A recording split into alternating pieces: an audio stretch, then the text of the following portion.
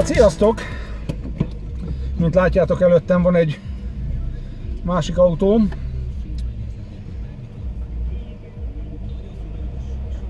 Egy sürgős mintaszállítást végzek az egyik kórháznak, és ez a másik autó is ugyanennek a kórháznak szállított. Természetesen kollégák, barátok,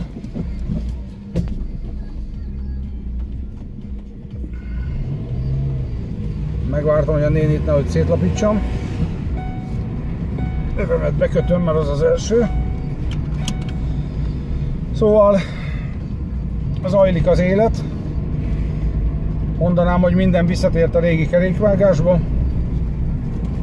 Úgyhogy gyertek velünk és nézzétek meg, mert egy irányba tartunk.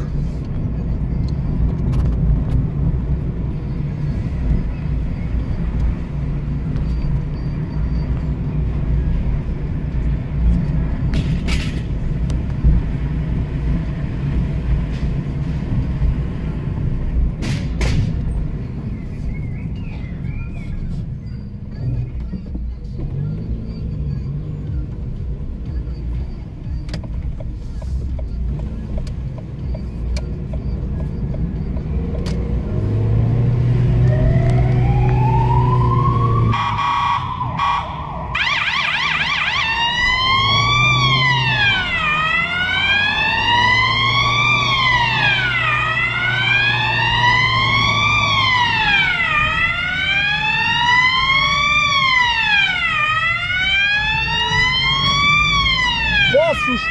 Hogy megy ezeknek az autója? Ha nem érem utal.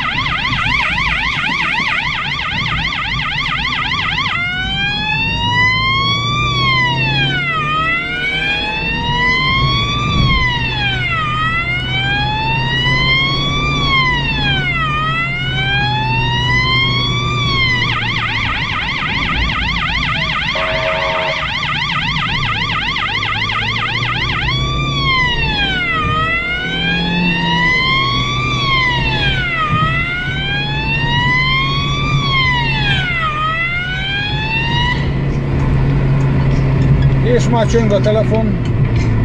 Szia! Még nem, ebben a pillanatban értem ide és veszem fel. Igen, meg lesz, és már is viszem be. De már portán is van egy vér, úgyhogy rohanok érte.